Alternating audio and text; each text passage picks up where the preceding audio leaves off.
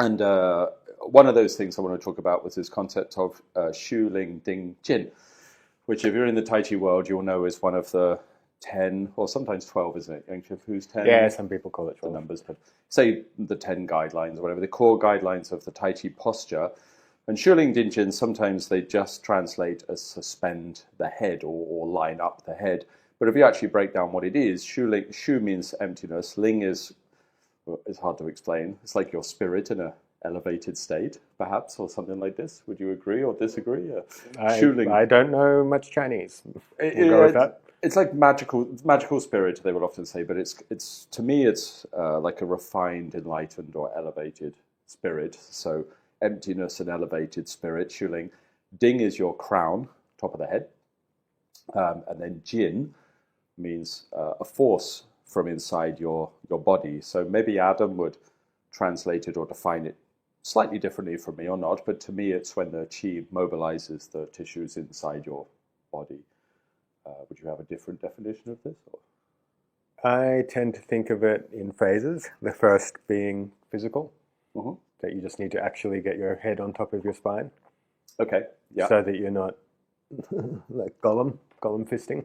So you sort of, just physical alignment. Just force it first, yeah. Okay. Just opening the tissues in the neck and the back and stuff so you can actually have length in your spine. Yeah. So your head's not in front of your body.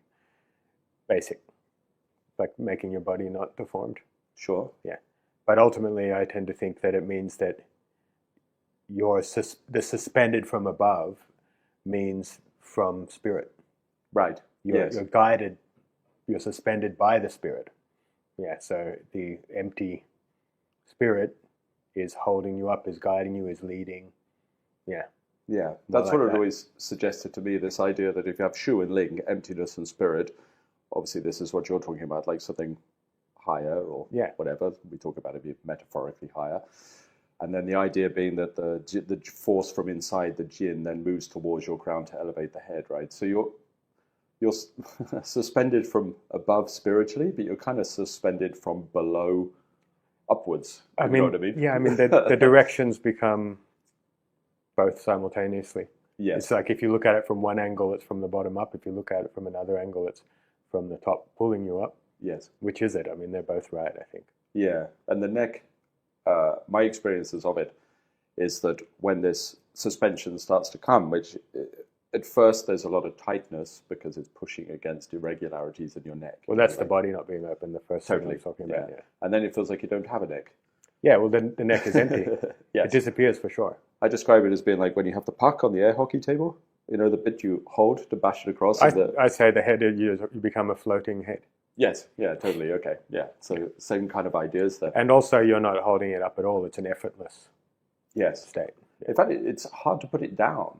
Yes. Because you start to curve it and you find there's almost like a spontaneous like elevation. Not just the head, the whole body becomes hard to collapse, right? Yes. Like it's very hard to have you can't. Yes. The fullness stops it, the suspension stops it. Yeah.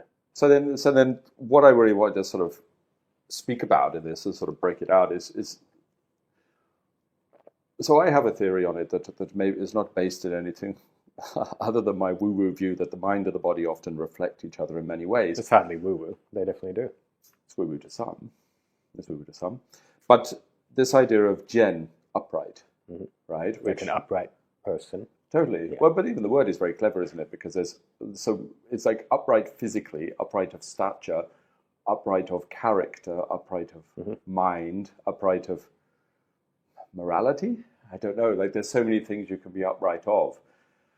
So I wonder about the connection between the sort of uprightness of the character and the uprightness of the neck that has been sort of suspended from inside. I mean, it's too, because it's a pattern I've seen. It's very observable. I have taught people that are not of good character, you know, and I've taught them for periods of time, and then I can get their bodies neat and everything good and qua sorted and blah blah blah, they're presentable. But those people that are not upright of character, I can't get their head lined up. I can't get it suspended onto the shoulders. It's like everything sort of resists it when there's no reason for it to resist the neck because they got everything else sorted. I've observed in Thailand, right? Sometimes when I'm on the beach having a walk or something, And because I've been there so long, sometimes you see people and you know they've been there decades and not living a very savory life. Some people embrace the worst parts of the country, let's say. Like expats, you mean? Yeah. Right, yeah. Just deviants that are fallen down a hole of deviation. Quite a lot of those in Thailand. Yeah, but some really long Yes. term. Yeah. And they're always, you can tell by their body. Yeah, okay. Their head is in front of their body, their closed heart, their shriveled up dryness.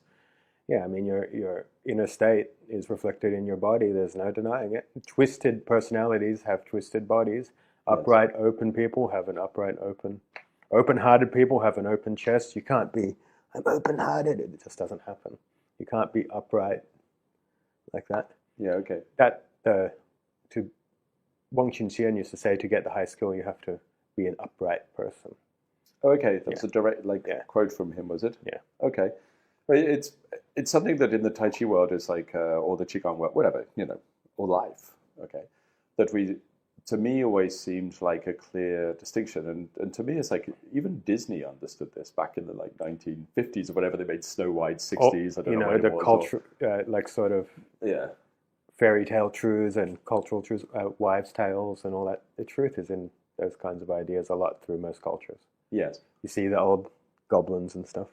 So why do so many Tai Chi masters and Qigong masters have a bad neck alignment? Because let's be honest, you're not supposed to speak negatively about such things, but the amount of people that I've seen, their head is like this, just like suspended off the front of the head.